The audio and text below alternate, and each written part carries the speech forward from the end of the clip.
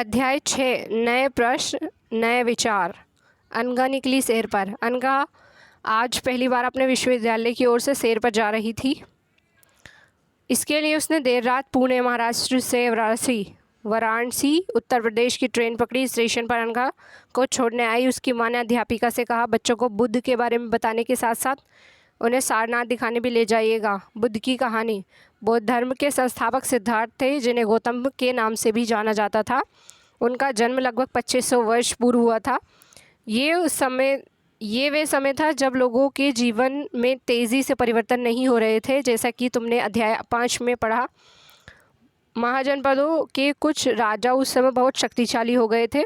हजारों सालों के बाद फिर से नगर उभर रहे थे। गांव के जीवन में भी बदलाव आ रहा था। अध्याय 9 देखो। बहुत से विचारक इन परिवर्तनों को समझने का प्रयास कर रहे थे। वे जीवन के सच्चे अर्थ को भी जानना चाह रहे थे।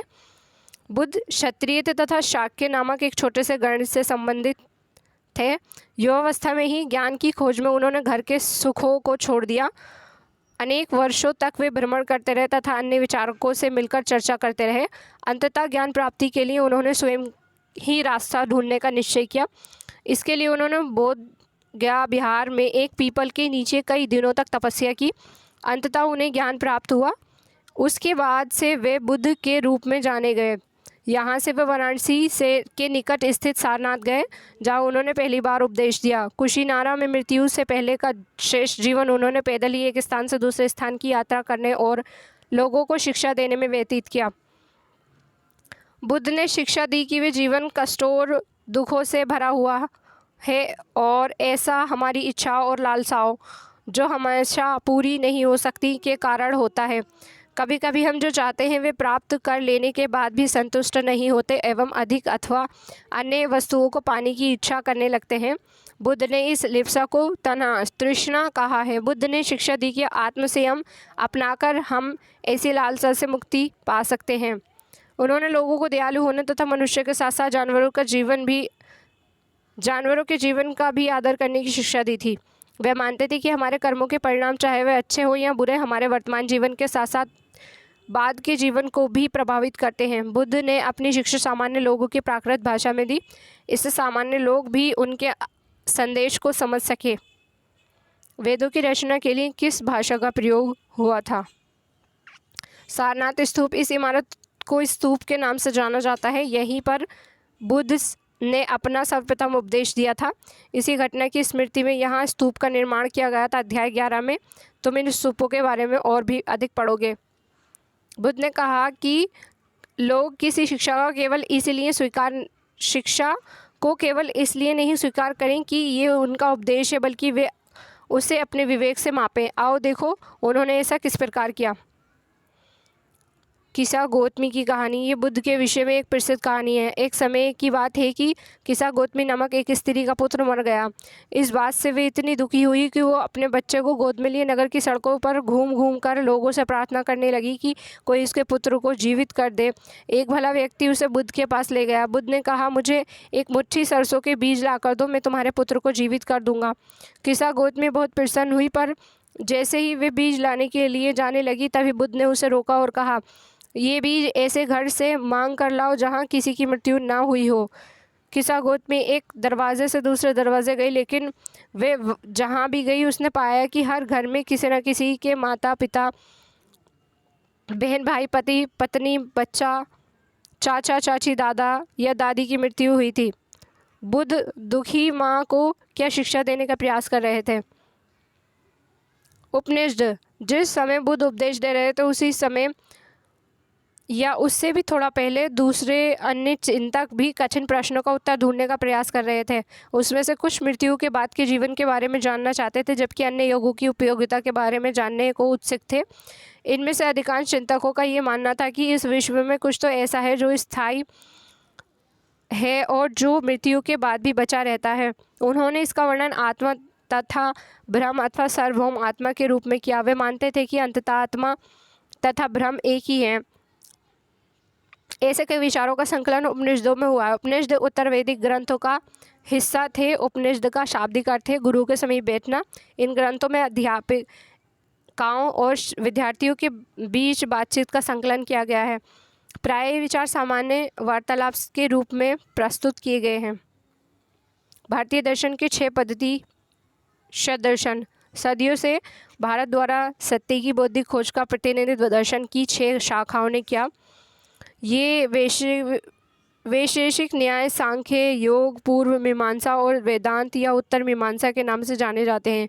दर्शन की इन 6 पद्धतियों की स्थापना क्रमशः ऋषि करद, गौतम, कपिल, पतंजलि, जैमिनी और व्यास द्वारा की गई मानी जाती हैं, जो आज भी देश में बौद्धिक चर्चाओं को दिशा देते हैं। जर्मन मूल के ब्रिटिश भारतविद फ्रेडरिक मैक्स मूलर के अनुसार दर्शन की इन 6 शाखाओं का विकास कई पीढ़ियों के दौरान व्यक्तिगत विचारकों के योगदान से हुआ।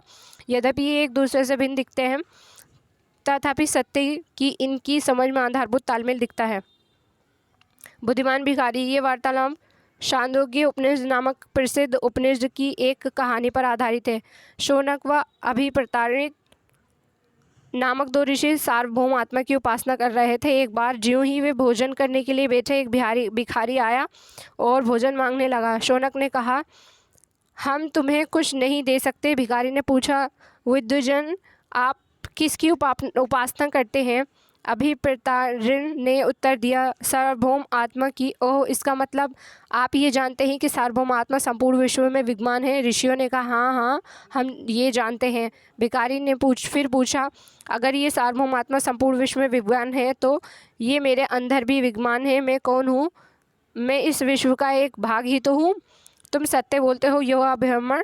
इसीलिए है ऋषियों, मुझे भोजन न देकर आप उस सार्वभौम आत्मा को भोजन देने से मना कर रहे हैं। भिखारी की बात की सच्चाई जानकर ऋषियों ने उसे भोजन दे दिया। भिखारी ने भोजन पाने के लिए ऋषियों को किस तरह मनाया? इन चर्चाओं में भाग लेने वाले अधिकांशतः पुरुष, ब्राह्मण तथा राजा होते थे।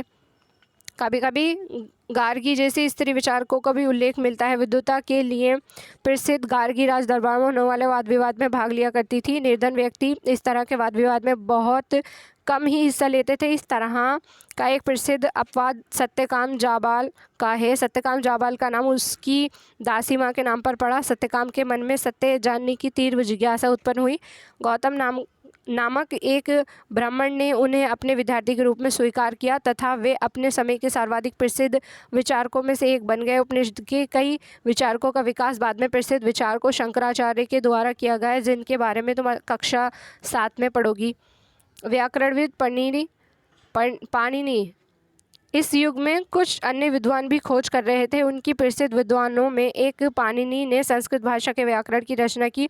उन्होंने स्वरों तथा व्यंजनों को एक विशेष क्रम में लिखकर उनके आधार पर सूत्रों की रचना की। ये सूत्र बीजगणित के सूत्रों से काफ़ी मिलते जुलते हैं। इसका प्रयोग कर उन्होंने संस्कृत भाषा के प्रयोगों के नियम लघु सूत्रों लगभग 3000 के रूप में लिखे। जैन धर्म इसी युग में अर्थात लगभग 2500 वर्ष पूर्व जैन धर्म के 24वें तथा अंतिम तीर्थंकर वर्धमान महावीर ने भी अपने विचारकों का प्रसार किया। वे वज्जी संघ के लिच्छवी कुल के एक क्षत्रिय राजकुमार थे। इस संघ के विषय में तुमने अध्याय 5 में पढ़ा है। 30 वर्ष की आयु में उन्होंने घर छोड़ दिया और जंगल में रहने लगे। 12 वर्ष तक उन्होंने कठिन एवं एकाकी जीवन व्यतीत किया। इसके बाद उन्हें ज्ञान प्राप्त हुआ। उनकी शिक्षा सरल थी। सत्य जानने की इच्छा रखने वाले प्रत्येक स्त्री व पुरुष को अपना घर छोड़ देना चाहिए। उन्हें अहिंसा के नियमों को कड़ाई से पालन करना चाहिए, अर्थात किसी भी जीव को ना तो कष्ट देना चाहिए और ना ही उसकी हत्या करनी चाहिए। महावीर का कहना था कि सभी जीव जीना चाहते हैं, सभी के लिए जीवन प्रिय है। महावीर ने अपनी शिक्षा प्राकृत में दी। यही कारण है कि साधारण जन भी उनके तथा उनके अनुयायियों की शिक्षा को समझ सके। देश के अलग अलग हिस्सों में प्राकृत के अलग अलग रूप प्रचलित हैं। प्रचलन क्षेत्र के आधार पर ही उनके अलग अलग नाम थे। जैसे मगध में बोली जाने वाली प्राकृत मागधी कहलाती थी। जैन नाम से जाने गए महावीर के अनुयायियों को भोजन के लिए शिक्षा मांगकर सादा जीवन बिताना होता था। उन्हें पूरी तरह से ईमानदार होना पड़ता था तथा चोरी ना करने की उन्हें सख्त हिदायत थी। उन्हें ब्रह्मचर्य का पालन करना होता था। पुरुषों को वस्त्रों सहित सब कुछ त्याग देना पड़ता था। अधिकांश व्यक्तियों के लिए ऐसे कड़े नियमों का पालन करना बहुत कठिन था। फिर भी हजारों व्यक्तियों ने इस नई जीवन शैली को जानने और सीखने के लिए अपने घरों को छोड़ दिया। कई अपने घरों पर ही रहते और भिक्खुणी बने लोगों को भोजन प्रदान कर उनकी सहायता करते थे। मुख्यतः व्यापारियों ने जैन धर्म का समर्थन किया। किसानों ने इन नियमों का पालन अत्यंत कठिन था, क्योंकि फसल की रक्षा के लिए उन्हें कीड़े मकोड़ों को मारना पड़ता था। बाद की सदियों में जैन धर्म उत्तर भारत के कई हिस्सों के साथ साथ गुजरात, तमिलनाडु और कर्नाटक में भी फैल गया। महावीर तथा उनके अनुयायियों की शिक्षा कई शताब्दियों तक मौखिक रूप में ही रही। वर्तमान रूप में उपलब्ध जैन धर्म की शिक्षाएं लगभग 1500 वर्ष पूर्व गुजरात में वल्लभी नामक स्थान पर लिखी गई थी। मानचित्र 7 पृष्ठ 105 देखें। जैन शब्द जिन शब्द से निकला है, जिसका अर्थ है विजेता। महावीर के लिए जिन शब्द का प्रयोग क्यों हुआ? संघ महावीर तथा बुद्ध दोनों का ही मानना था कि घर का त्याग करने पर ही सच्चे ज्ञान की प्राप्ति हो सकती है। ऐसे लोगों के लिए उन्होंने संघ नामक संगठन बनाया, जहां घर का त्याग करने वाले लोग एक साथ रह सकें।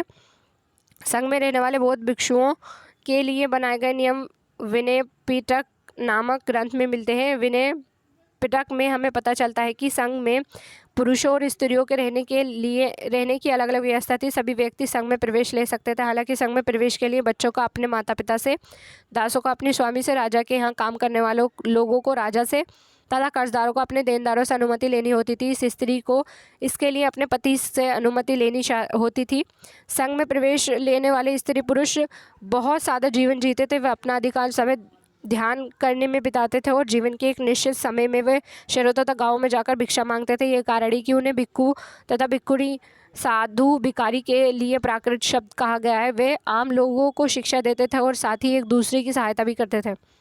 किसी तरह की आपसी लड़ाई का निपटारा करने के लिए वे प्राय बैठ के भी क्या करते थे?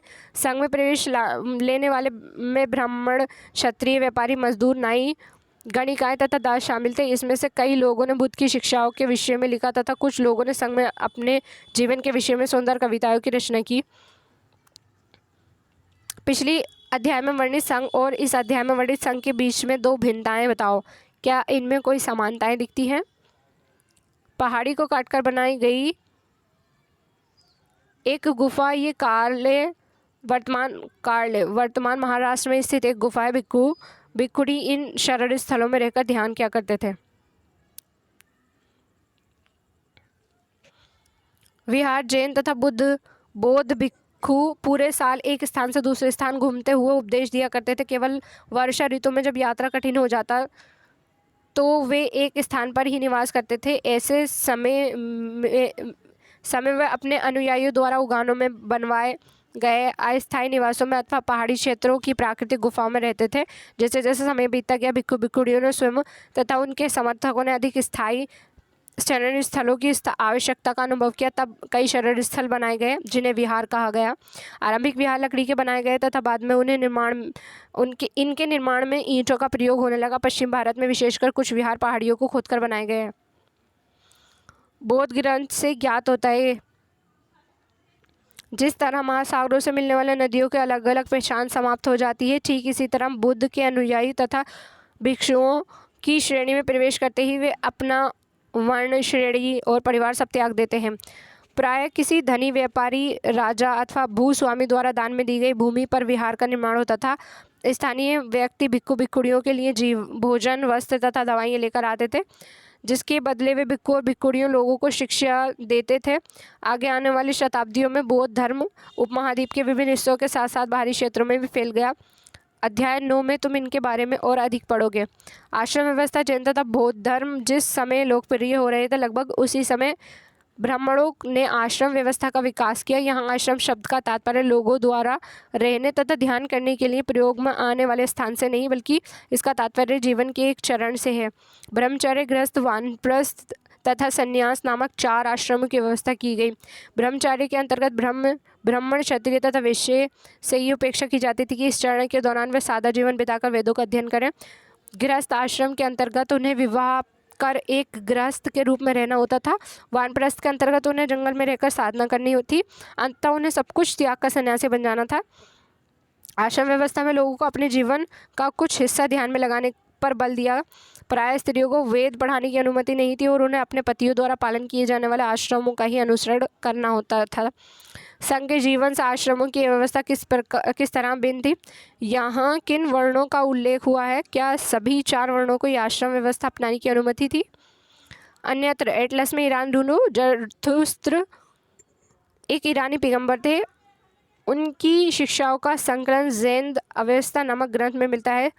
ज़ैन अवेस्ता की भाषा तथा इसमें वर्णित रीति रिवाज वेदों की भाषा और रीति रिवाजों से काफ़ी मिलते जुलते हैं। जरथुस्त्र की मूल शिक्षा का सूत्र है सद्विचार, सद्वचन तथा सद्कार्य। हे ईश्वर, बल, सत्य प्रधानता एवं सद्विचार प्रदान कीजिए जिनके जरिए हम शांति बना सकें। 1000 से अधिक वर्षों तथा जरथुस्त्रवाद ईरान का एक प्रमुख धर्म रहा।